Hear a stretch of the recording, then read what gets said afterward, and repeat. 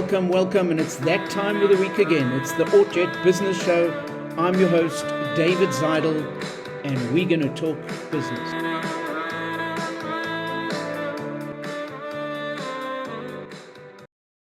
Tonight we've got Ronen Aires with us. How's it, Dave? How's it? Good to have you here. It's good to be on a show that can pronounce my name. Ah, that's good. Are the rest of them airy-fairy? Ronen, we're going to introduce you formally just now, but as you all know, that we start off with a little bit of a business story beforehand. And this story comes from Stephen Covey. He wrote the book, The 7 Habits of Highly Effective People. A very good book, and he's got the 7 rules. He actually wrote another book afterwards called The 8th Habit.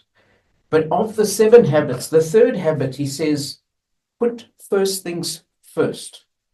And it means try and do what is important and not just what's urgent. We are driven in a world, and I think it's going to link nicely to Ronen's show tonight. We're in a world where everything seems urgent, but sometimes we need to do more what's important rather than urgent. And important means that it'll have greater implications for later on. So you're thinking more strategic, because when we talk strategic, it's something that's more long-term.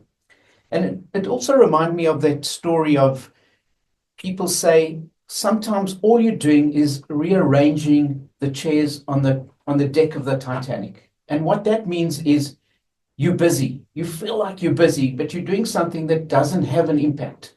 It's rearranging the Titanic. If you change the ways the chairs were on the Titanic, it's not going to stop the ship from sinking. And often we feel like sometimes we're not in business, we're in busyness. So we feel like if we're not busy, we're not achieving. But sometimes if we're busy, but we're doing the wrong things, then we're actually not achieving what we should be doing. So that was the business lesson for tonight. And now we're going to talk to Ronen Aires, and we're going to talk about, let me introduce you formally, and then we'll get into it. So Ronen is a high-performance coach, and he says it's to actualize your performance potential through mind, body, and breath. And I'm going to add there as well, because I know, and he's spoken about this, about freezing cold baths. Ronen says that revitalizes you and changes the way the rest of the day will go, and we'll unpack what that is. But Ronen is originally the founder of Student Village, and that's an organization that connects youth with brands and connects the brands with the youth. And he also wrote a book. The book's name is A Breach, which then talks about how they're changing the world, how the youth is changing the world, disrupting the world. Ronen is someone who has turned life's bruises into breakthroughs. He's a man who's on a mission to help others to rise. Ronen is not just a mental wellness leader or an entrepreneur. He's actually a guide for those navigating the messy, complex terrain of just being human. Ronen believes that success doesn't follow a straight line. It weaves through pain, purpose, and presence. He's here to remind us that anxiety, depression, and addiction and anger are not signs of weakness, but maybe they're signals of healing that are just waiting to happen. So through his powerful coaching, deep intentional work, Ronen helps entrepreneurs and business leaders to unlock what he calls their mental magic, so they can leap, fly, and soar towards what they were truly, or what we are truly meant to do. So if you've ever felt like your trip-ups are keeping you from your potential, then I reckon you should stay tuned and listen to Ronen. And he's going to help kind of clarify us from this chaos that we might be in. So Ronen, welcome to the Ort Jet Business Show. Thanks, Dave. And just to add in one thing that you can put in there, Ronen is a work in progress. I think that's great. And I think we all a work in progress. And we want to follow you on this work in progress and take us with it. So just unpack a little bit and wherever you think you should start, but get to the part of actualizing yourself. Where do the cold baths come in? It seems a little bit mixed up to me. And Paula, before, when I was introducing you as in the promo in the show before, said, I dare you to go have the the cold bath, and then you said to me, "Come and have a cold bath," and something that I'm really scared of doing because I once jumped into cold water and I can still feel that loss of breath. Is that how you feel, and what's the purpose behind that? So isn't it funny? We all have a strange, weird relationship to the cold.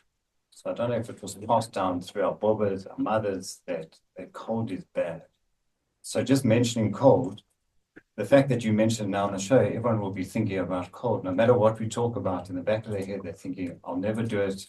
I'm too scared to do it. There's no ways. And until they try it. And really what the metaphorical story around doing cold immersions, whether it's a cold shower, a jump in a lake, or a ice bath, is really about your narrative around discomfort. So if I said a little bit of discomfort, 1 or 2 minutes, you really freeze in cold water will shift your state, and you will feel totally present, totally alive, invigorated, and for the rest of the day, be super focused, calm, and productive. Would you do that? Sure, I would, but is it because I've now done the worst thing I could do so the day can only get better? Is it not? No. So really what's happening, it's biology. It's a pure physiological response. When you put yourself in water, it shifts your state very quickly. When you put yourself in very cold water, what it does is it sets off a reaction called a dive reflex. And really what it is you have a cold shock response. So your body sends an alarm to your brain and says it's in trouble. And so when you said it takes your breath away, there are techniques to calm yourself down in the ice bath using your breath. And really, after about 45 seconds, you will probably not feel your hands and your feet, but you will be calm. And then as you come out, there are warming techniques to warm yourself up from the inside out. You won't even need a towel in midwinter. And you'll feel totally warm. And then the reward for doing the discomfort is you get a whole long list of benefits, from increased metabolism by 300%. Your dopamine will be up between 200 and 400%. So you'll be super focused, super calm, and productive. And it's probably the best ADD medication you get naturally. Wow. And is this something one should do every single day? So, the Joburg approach to everything is, once I do it, once I like it, I want to do it every day, and I want to do it more every day, and I want to go harder, colder. And actually, less is more in this one. So the science has worked out you only need about 11 minutes a week, and probably about 3-4 times a week. The more you do it, if you do it every day, you can create a dependency. So you get diminishing returns, and you'll find you're going to have to sit for longer. And really, beyond the diminishing returns, you can actually cause stress to your body. So the whole idea is to really get the benefits you need within 1 to 2 minutes, and do it 3 to 4 times. And you could do it in the shower, cold bath, and do a face plunge, which we should talk about. This is one of the best things you can do. And the whole thing is not to overdo it. Right. So, because I normally, if you tell me I have to have a cold bath, I kind of have cold feet. I don't do it. Well, what you call the face plunge? Yeah. What is that? So just one thing before we get to the face plunge is one of the strategies, and people that haven't started doing this is to wean yourself on. So if you're having a shower in the morning, it's usually a hot shower, end off in cold. So have your normal shower. The last 30 seconds, just do cold. We'll start 10 seconds and then build to 50, get up to 30 seconds and end on cold. What happens is, in the morning, you want your body temperature to rise. So if you finish on cold, your body will naturally start heating itself up, and you'll get the same benefits, and you'll start getting to rewrite your narrative around your relationship with cold, and then you can proceed to the next stage. What I love about the face plunge, so picture a popcorn bowl or a salad bowl, and you literally take a handful of ice, then cover it with water. And what you do is you take a deep breath in through your nose, hold your breath, and you literally put your head in the bowl of cold ice. So you wait till it's nice and cold, blow bubbles until your breath is done, and it's literally probably 15 to 20 seconds. If you get ice cream headache, pull out. And that sets off the same response. So you have an initial stress response, and then it's followed by what they call a parasympathetic response. So you are feeling totally relaxed, totally calm, totally invigorated, and you can go into your day and it lasts for hours. So you can do it any time of day.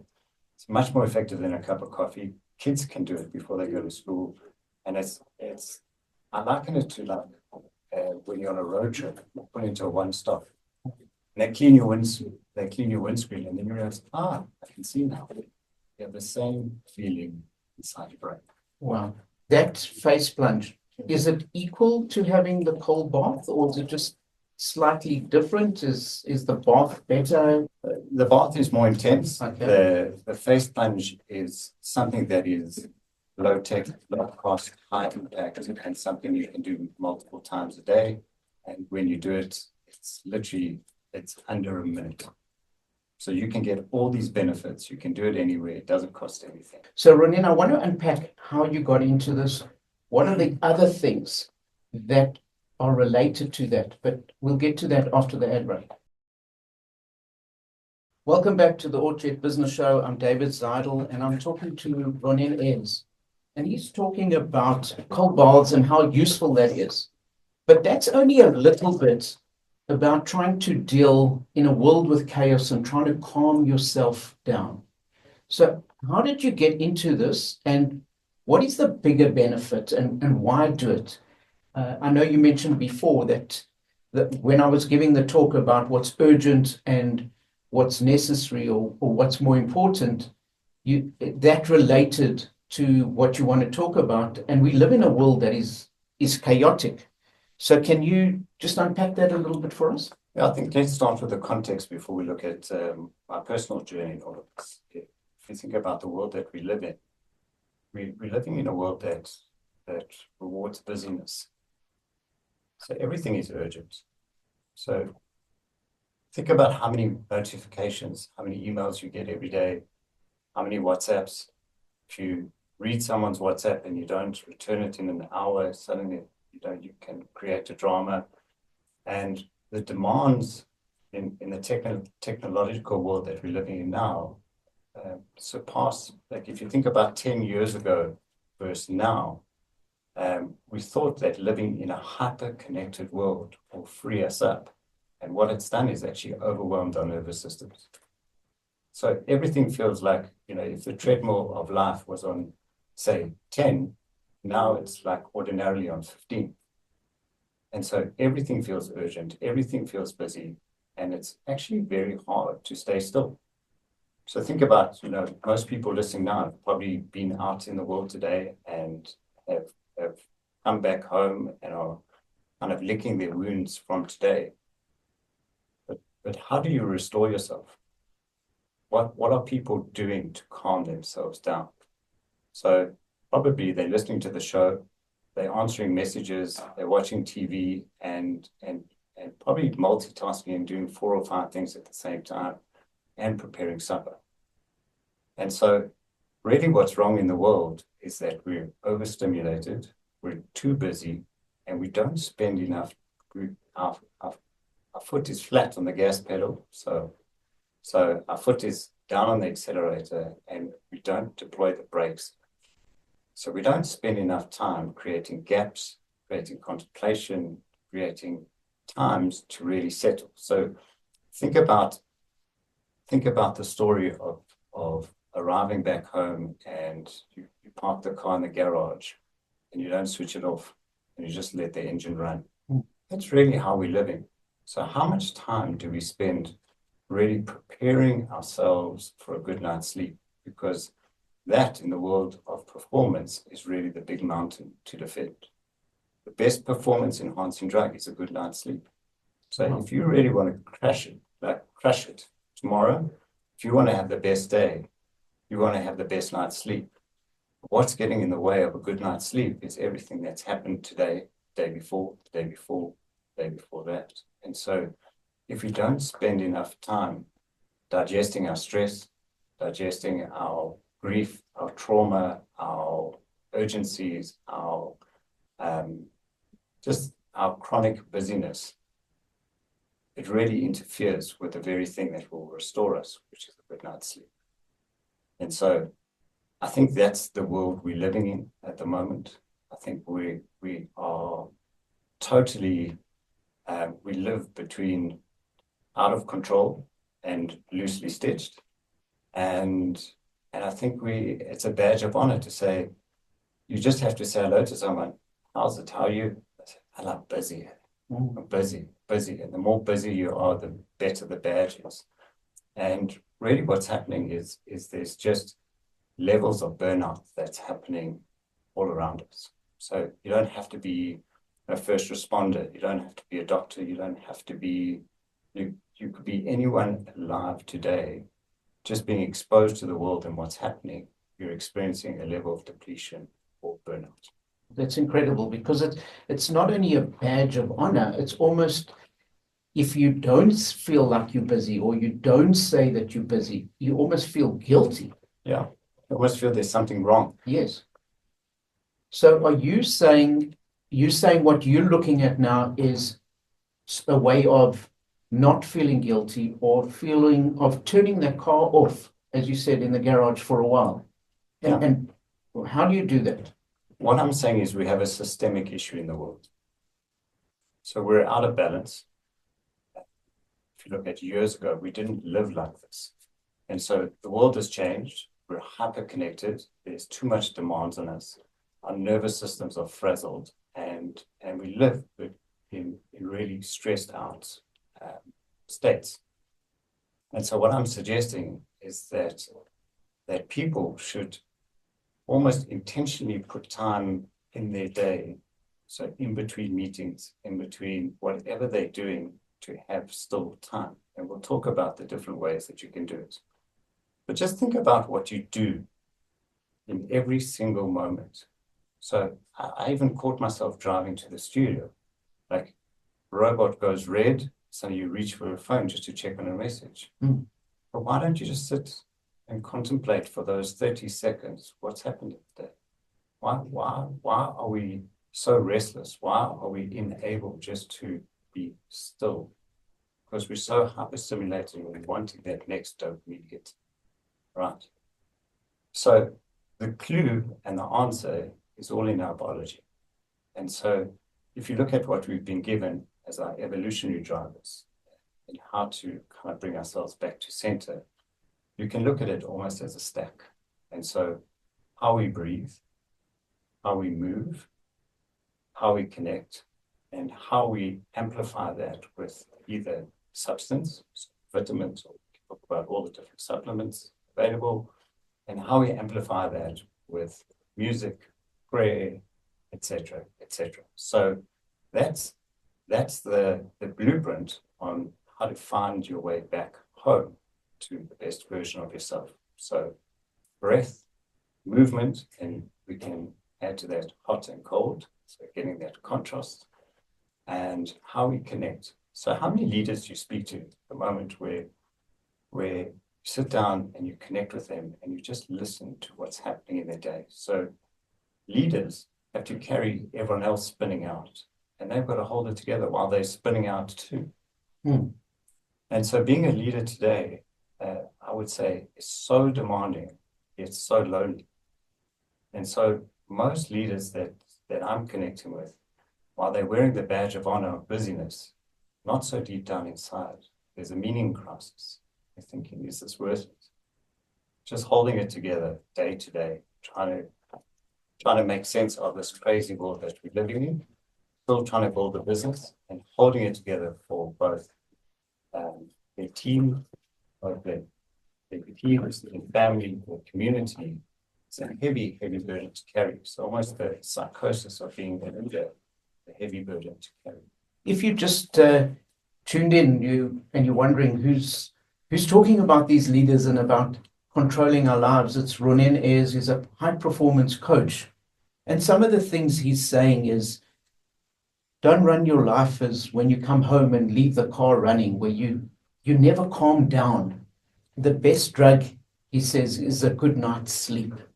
And we don't give ourselves the ability to have a good night's sleep. And we must look at things and have still time while we've still got time. So when you deal with these leaders, take us through a process of somebody who's hectically busy, and now you actually want to take a time away from their hecticness to do what you're doing, and then even more time to say, go and virtually meditate or do something that calms you down. Can you take us through the process of how you would do that, and what we as listeners to you can do ourselves maybe? Yeah, so it kind of reminds me of a quote. They say you should spend 20 minutes a day in nature. And if you're too busy, you should spend an hour. And so Yeah. when I deal with leaders most days, and usually the knock on the door, the message that arrives is, I need help. And it's what I can say across the board is everyone is chronically stressed. It's very hard to be in this world and not be chronically stressed. So it's kind of like a silent pandemic that's happening. The thing is that there is a way out. And so there's no magic cure, but there's certainly modalities and many things that you can do to really mitigate against the stress and really start to live a more meaningful, purposeful, and intentional life. And so where I usually start with people is first to see where they're at, see what's working for them and what's not working for them. And often before we add anything, when you look at a cross-section of someone's week, often the first thing to do is to start removing things. So imagine like every notification. So think of it like this big bag of chips. Like we all know, like, a few chips, crisps, it's not too bad to eat. But imagine every notification, every message, everything that you're receiving during the day is another crisp that you're eating. How much junk food are you putting into your brain? Every time you're doom scrolling, every time you're checking what's happening in the Middle East, every time that you're checking what the rand's at, every time you're checking, it's another hit to your stress. And so in many ways, it's looking at how can you minimize the noise? How can you take some of the stresses out of the system? So how do you cool that environment that leader's in?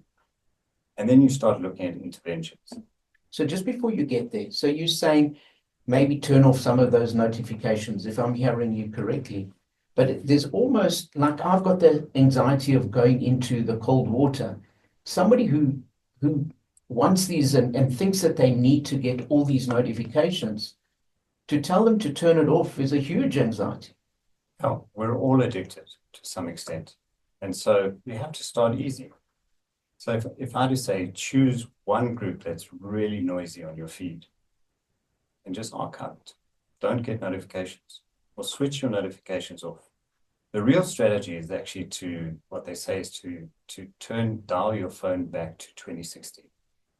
Remember what things were like back then. It was pre-Instagram, lots of notifications, and really switch off your notifications. So you decide when you're going to check your phone as opposed to you being pulled the whole time. You've got to remember that all these platforms are hiring people to really the smartest people in the world to keep you addicted. Right. And so the whole thing is to actually look at how being so hyper-connected is working against you, and then unwinding that position. So I know, in some ways, looking at a detox, you start slowly.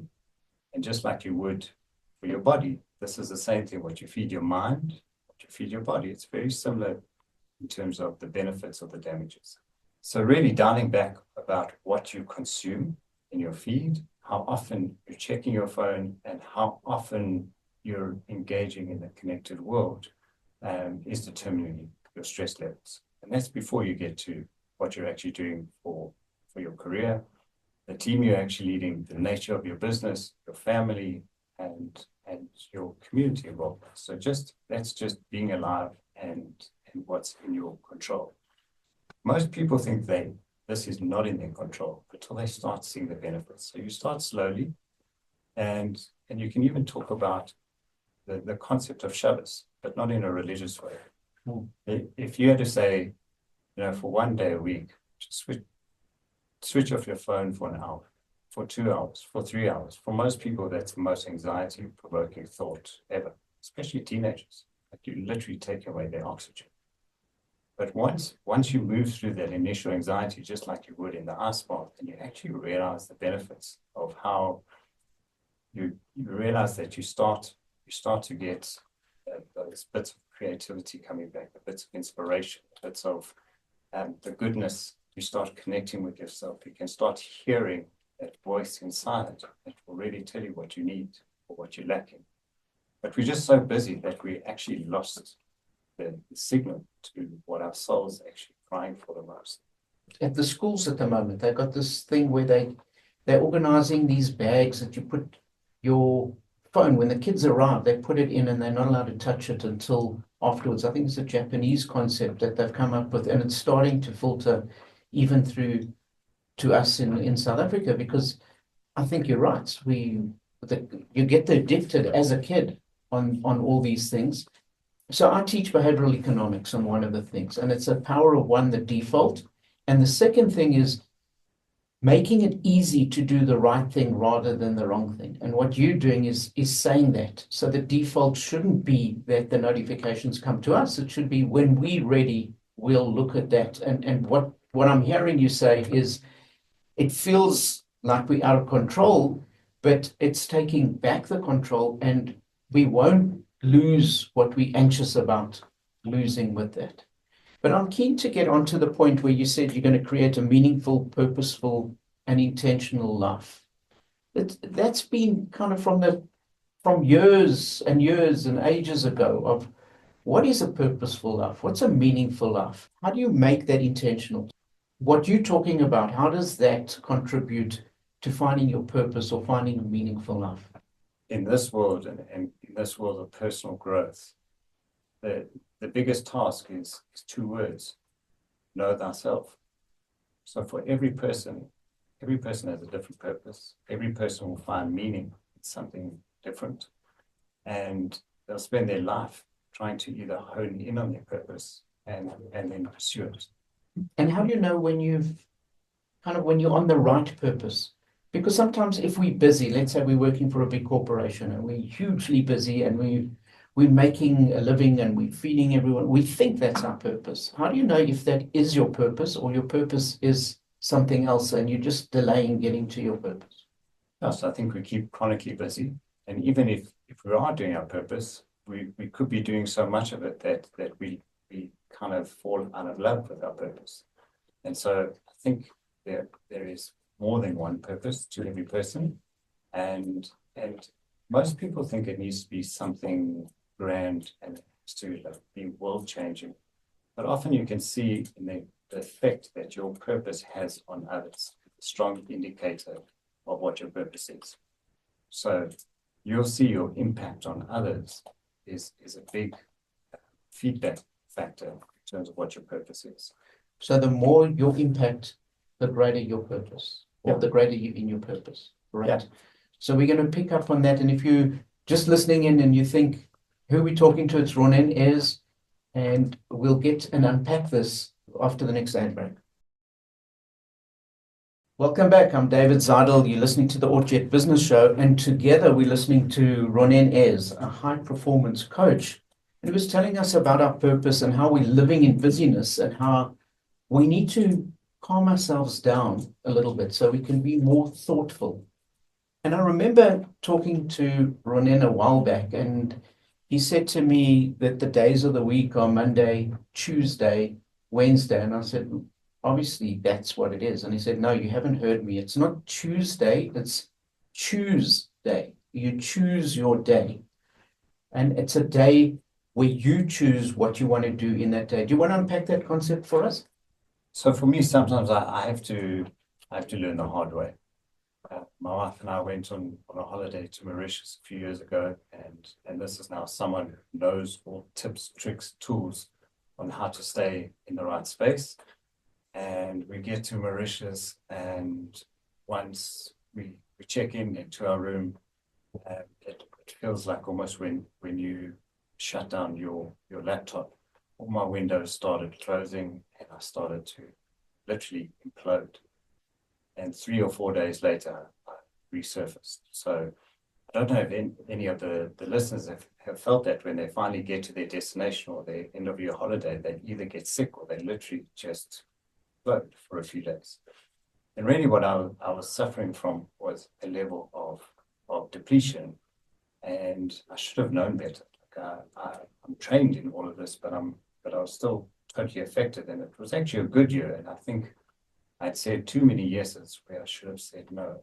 And it was all about porous boundaries. And really what I did in that time is I reflected on things, and I went through my calendar and I looked at things during my week and how many things were shoulds, have tos, and things that didn't bring me joy. I almost felt like a prisoner in my own creation. And so I decided to do a secret experiment, and it went as follows. So in our office, we're in office Monday, Wednesday, and Friday. So I thought Mondays is the most demanding day in the week. I'm not going to touch it. Wednesday, we're back in the office. They gave me Tuesday as a experimental day. I didn't tell anyone, didn't tell my wife, didn't tell my family, didn't tell my staff. And what I did is I just cleared my whole day. So I decided I'm not going to accept any meetings. If anyone asks to meet, I'll say, I can't meet today. I'll meet you tomorrow, the day before. And I decided to create a day that I don't remove myself from the world. I just take it from a different angle and a different perspective. And I decided to work on two things. What I realized during this time is that the pace of the week gets in the way of my own personal flow. What's really important to me is to have freedom to choose, and the space and time to think of creative concepts. And I'm in a business that I need to be innovative and be thinking of new ideas all the time. But if you're just going from meeting to meeting to meeting, it's very hard to be in that zone. So I created this day that I get out of the kitchen, kind of create the space for me to go at my own pace. I'm still available. I'm still answering messages, but I'm doing it in my own time. And the one thing that was really missing from my week was connecting. So connecting with people that I don't usually get time to, meeting new people. And for me, connection fuels my soul. And connection helps me to find new ideas. So not doing things the ordinary way really starts to shift our brains. Our brains are like predictive machines. They want to keep you in yesterday unless you feed them new stimulus. So what happened was, after 6 months, I decided to share it with everyone. This is what I've been doing.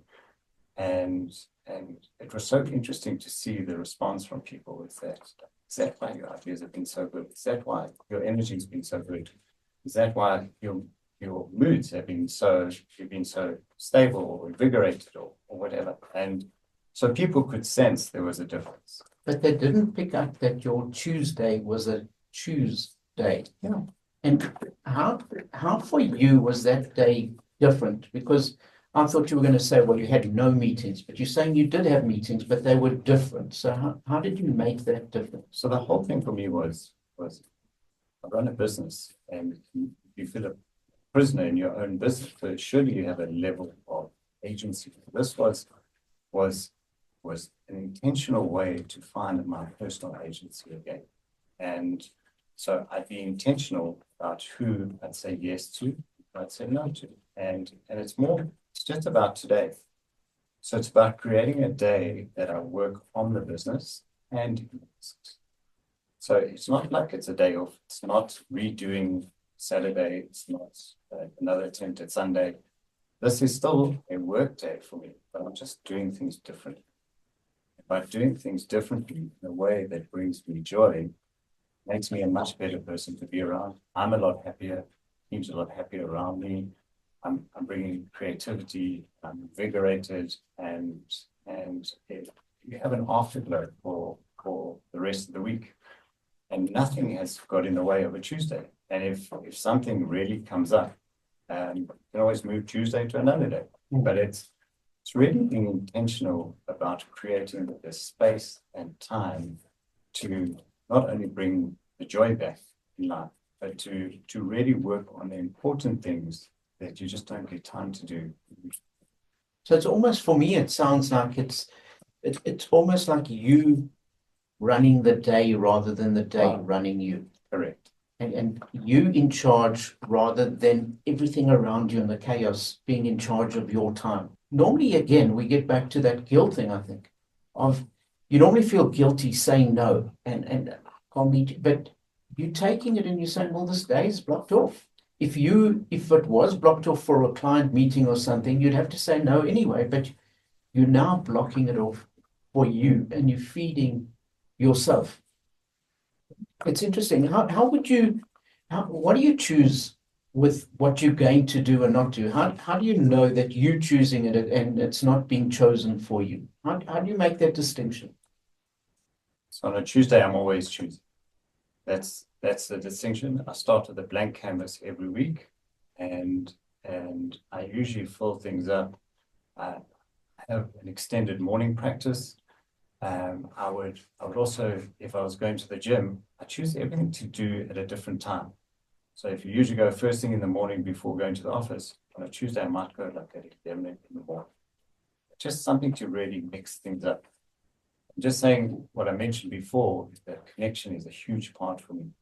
And often, quality connections to go and sit and have coffee with someone for 30 minutes or an hour, you may not get to, the depth and really catch up with someone or explore an idea because you don't have the time.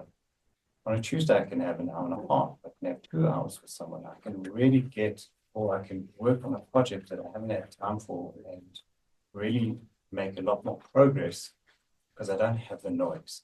So for me, it's about reducing the noise, being intentional when I re-engage with the world. And in many ways, the only thing that is pre-planned is who I'm having breakfast with or lunch with, the either or, and the rest kind of goes in flow, kind of go with the day. And you know what? At the end of the day, all messages are returned. I'm as productive as a normal day, but every Tuesday delivers without fail.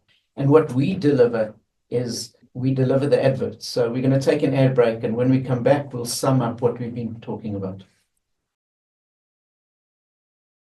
Welcome back. You're listening to the Ort Jet Business Show. I'm David Zidel, and I'm talking to Ronen Aires, and he's a high-performance coach, and he's talking about choosing your different days.